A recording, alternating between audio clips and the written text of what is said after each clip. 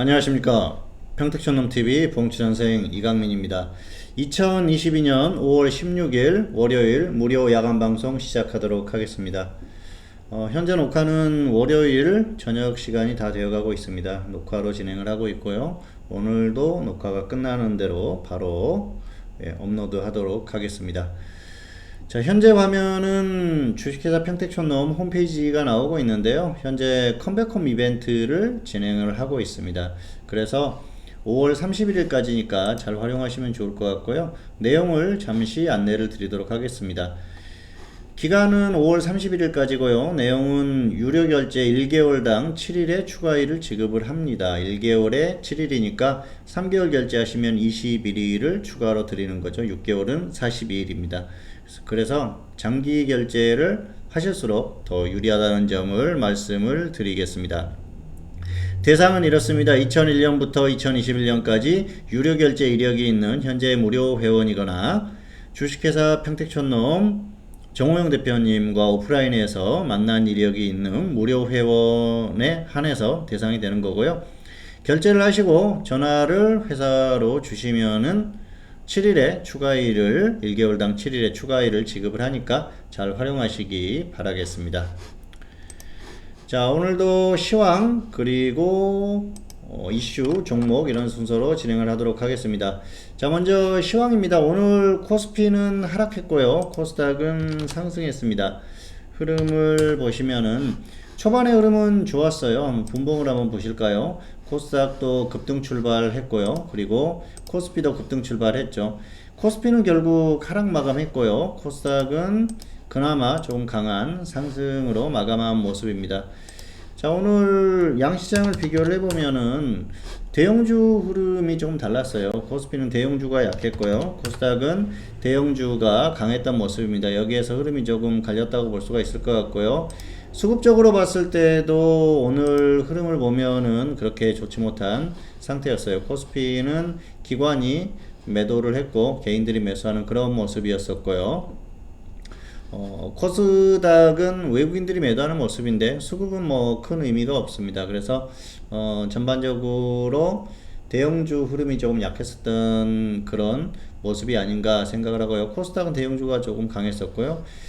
중요한 건 선물 쪽에서 흐름이 나왔다는 거죠. 외국인들이 선물 쪽에서 초반 이후에 계속 매도를 하면서 시장이 하락하는 그런 모습이 나왔는데요. 오늘은 역시 선물의 하락 그리고 선물의 하락이 코스피의 하락으로 이어진 그런 모습이었다고 보시면 될 것 같습니다. 자, 그리고 오늘 초반의 흐름을 보면은 코스피는 코스닥은 1.57% 상승으로 출발을 했었죠. 그리고 코스피는 0.96%까지 상승했어요. 상승폭이 코스닥이 워낙 컸기 때문에 조정을 받았음에도 불구하고 상승 마감했다고 보시면 될 것 같고요.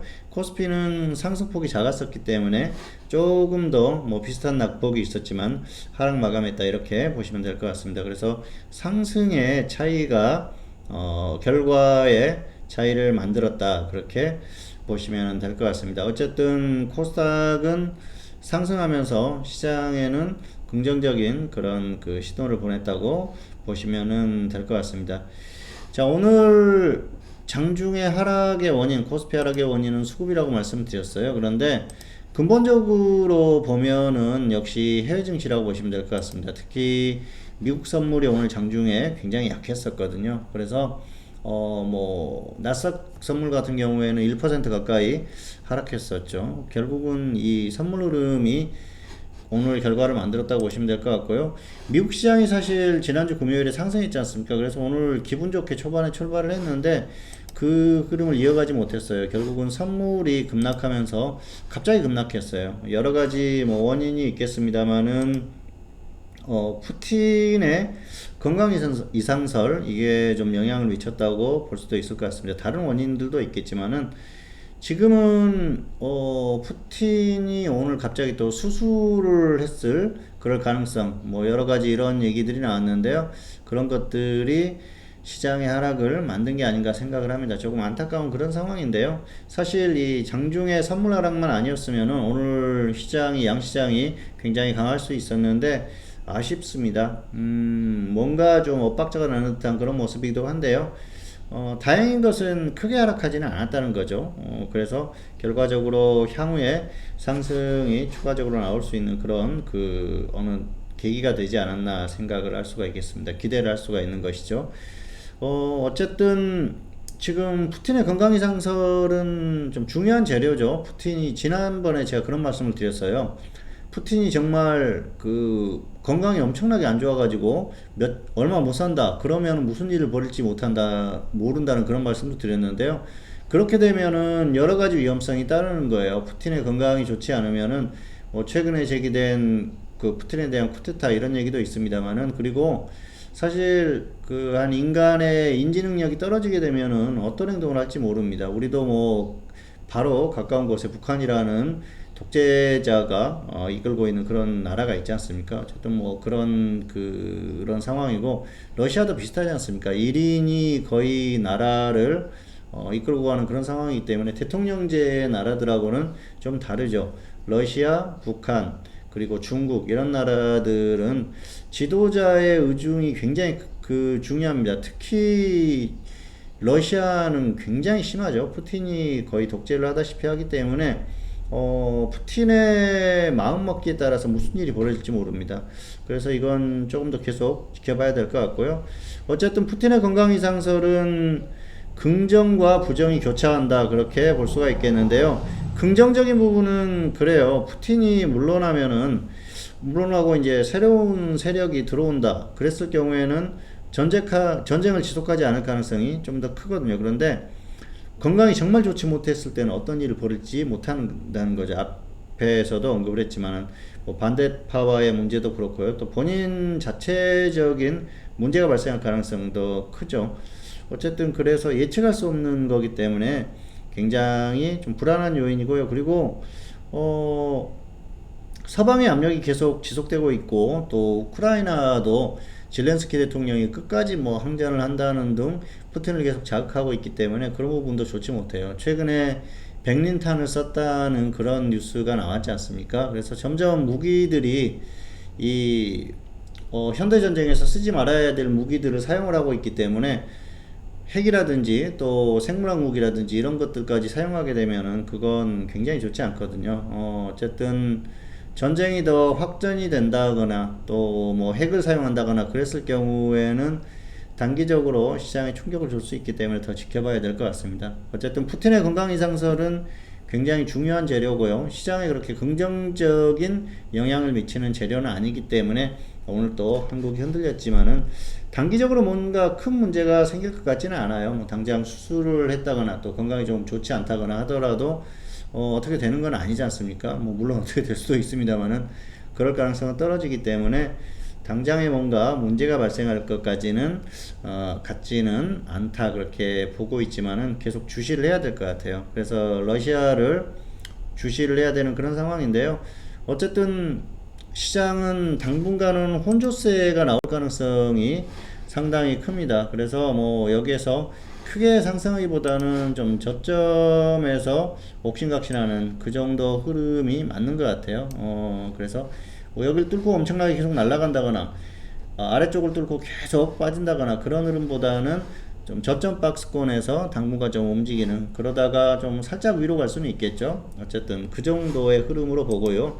이번 주도 혼조세가 좀 이어질 것이다, 그렇게 보고 있기 때문에 너무 큰 기대는 하지 않으시는 게 좋을 것 같고요.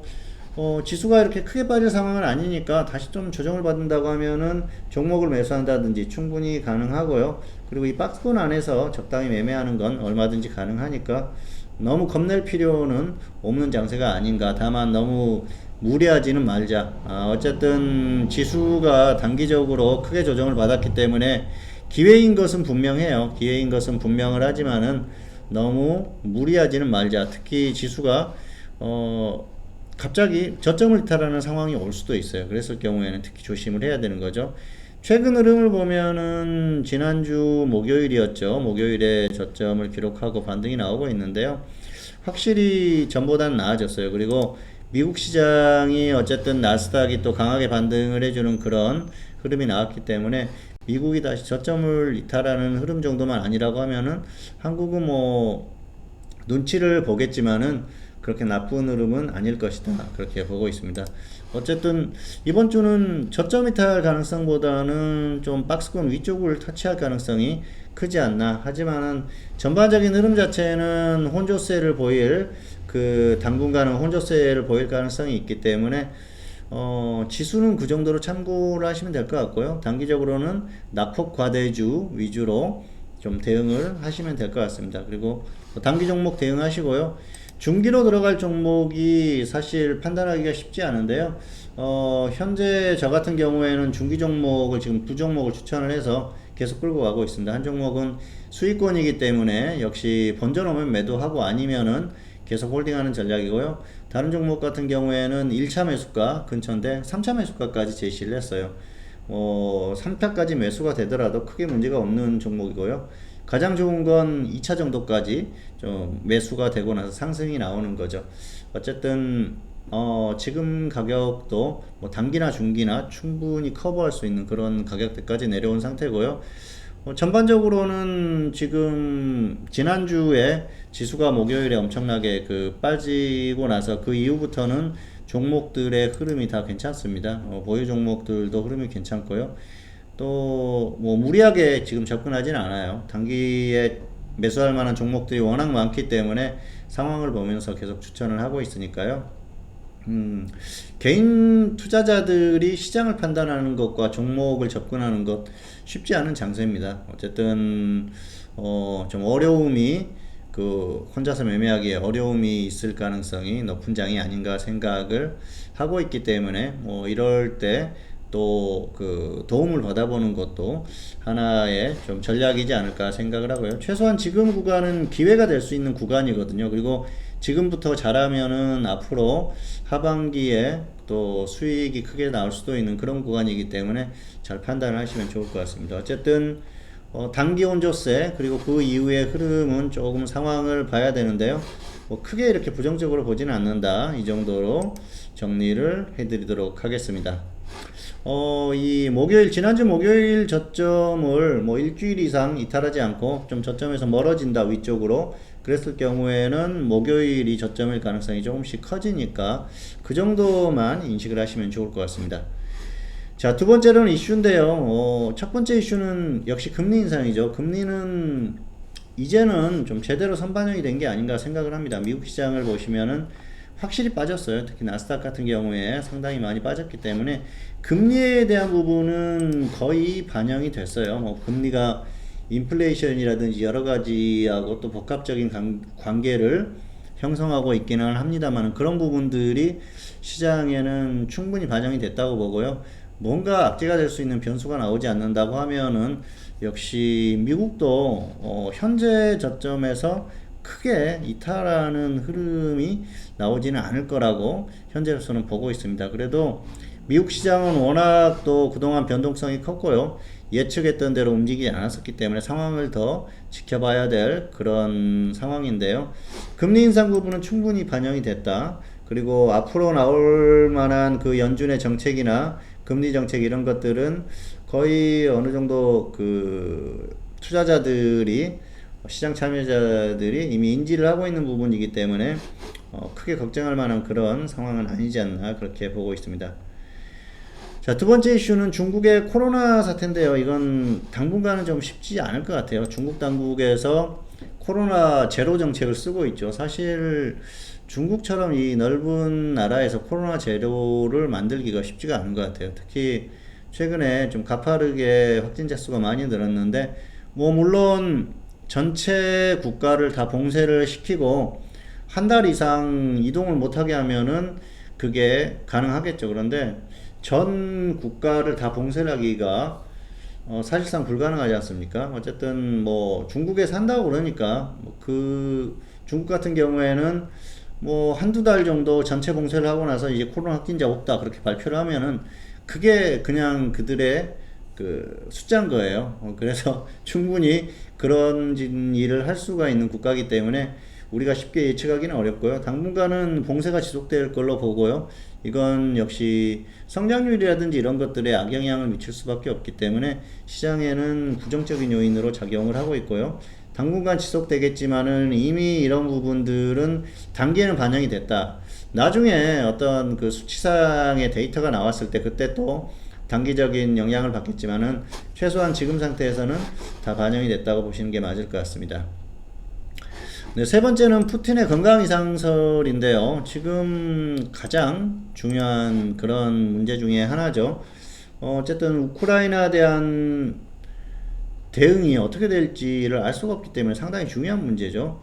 푸틴이 정말 좋지 않다면은 2판 4판으로 나올 수도 있거든요. 아, 나 이제 얼마 살 날이 남지도 않았는데, 그래, 뭐, 핵 한번 쏴보지. 그래서 확실하게 우크라이나를 우리 쪽으로 편입을 시킬 거야. 이런 생각을 할 수도 있거든요. 푸틴은 충분히 그럴 수 있는 사람이고요. 본인이 전에 또 한번 언급한 적이 있지만은, 뭐, 건강도 이상이 없고, 앞으로도 살 날이 한참 남았어. 그러면은 이성적으로 판단을 하겠죠. 그런데 사람이 몸이 약해지다 보면은 인지 능력이라든지 이런 것들이 떨어지고 판단력이 떨어집니다. 그러다 보면은 결국은 사고가 날 수가 있거든요.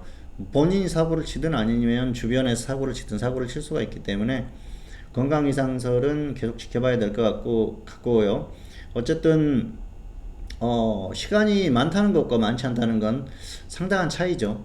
그래서 제발 푸틴이 조금 건강하거나 아니면은 뭐 정말 좋지 않다면은 그 시간이 정말 짧거나 그래야지 다른 국가들에게 큰 피해가 가지 않을 상황이고요. 애매하면은 이게 이도저도 아닌 그런 상황이 올 수도 있어요. 어쨌든 푸틴이 정상이 아닌 건 뭐 기정사실이 되는 것 같습니다. 최근에 공식 석상에 나왔었던 그런 모습들도 그렇고요.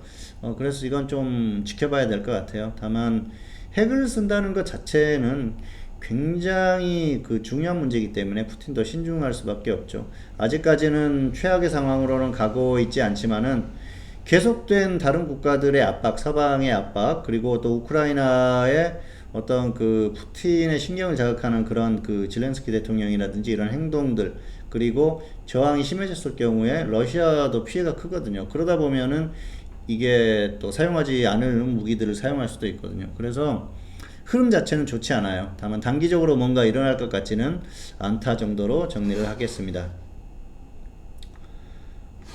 자, 다음은 종목 한번 살펴볼까요? 무료 추천주들.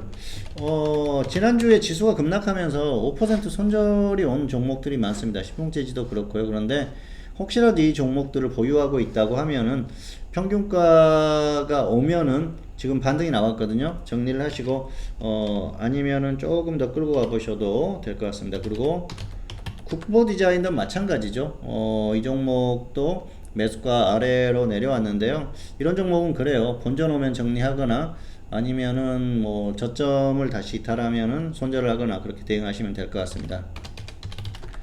자, 그리고 MH 에탄올 이 종목도 매수가 아래까지 내려갔었죠. 그래서 역시 손절가까지 왔었는데 지금 딱 평균가가 왔어요. 그리고 오늘 좀 급등했다 조정받았는데 혹시라도 보유하고 계신 분들은 평균가 이상에서 정리를 하시면 될 것 같습니다. 자, 그리고 마니커 FNG 이 종목도 일단은 손절가까지 왔었는데 오늘 또 급등이 나왔죠. 대부분 종목이 그래요. 시장이 최근에 급락했었기 때문에 결과는 좋지 않지만은 결국은 반등이 나오는 그런 모습입니다.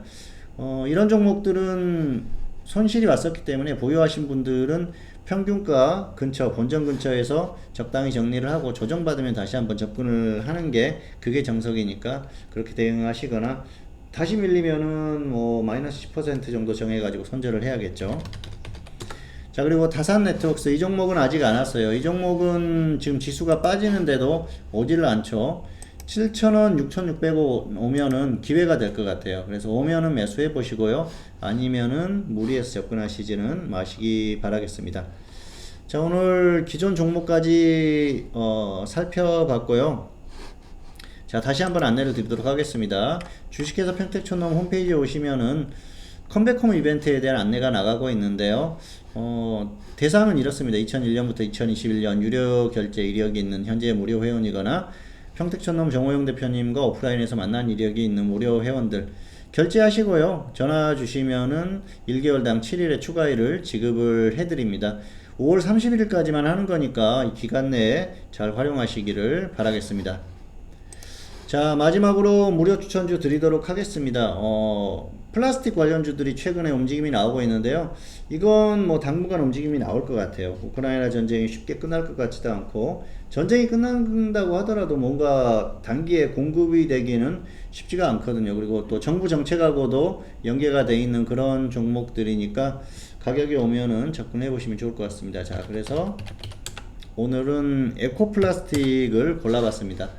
이 종목 지수가 빠지는데도 그렇게 크게 빠지지 않고 있죠. 자, 그래서 지금 흐름 자체가 고점 이후에 좀 조정을 받는 흐름이기 때문에 조금 더 내려와지면 그때 접근하시면은 좋을 것 같아요. 자, 오늘 같은 날에도 움직임이 있었던 종목이니까 가격만 조금 그 낮게 매수를 할 수가 있다고 하면 굉장히 좋거든요. 자, 기준가 전달하겠습니다. 3,200원, 3,050원, 3,200원, 3,050원 분할 매수고요. 손절은 마이너스 5%고 수익은 플러스 20% 이상 보시면 될 것 같습니다. 단기 움직임도 괜찮고요. 그리고 차트상으로 좋아요. 여기까지 내려와주면 눌림목 구간이거든요. 여기서는 단기 매매 충분히 가능하니까 대응해 보시면 될 것 같고요. 뭐 이 종목들이 특별히 급락하거나 그럴 만한 일이 나올 가능성은 떨어져요. 어쨌든 단기 이슈도 있고 또 정부에서 정책적으로 추진하는 그런 부분들도 있기 때문에 조정받으면 접근해 보시면 좋을 것 같고요. 과거에도 이렇게 꾸준히 움직임이 나왔었던 종목이에요. 그리고 기술적으로 봤을 때는 고점 이후에 확실하게 조정을 받았고요. 확실히 저점을 찍은 후에 꾸준히 반등하는 그런 추세였거든요. 그래서 최근에 이슈가 나오면서 급등이 나왔기 때문에 기술적으로도 좋고요. 그리고 또 이슈도 있는 종목이니까 가격만 놔준다고 하면은 충분히 단기적으로 가능할 거다. 그렇게 보고 있습니다. 자, 어쨌든 기준가가 오면은 한번 대응을 해보시기를 바라겠습니다. 네, 2021년 5월 16일 월요일 무료 야간 방송. 자, 오늘 순서는 다 진행을 했습니다. 오늘 여기서 마치도록 하겠고요. 평택촌놈 TV는 유튜브에 다양한 동영상이 있습니다. 잘 활용하시고요. 구독, 좋아요, 알람 설정까지 부탁드리도록 하겠습니다. 네, 오늘 방송 여기서 마치도록 하겠습니다. 감사합니다.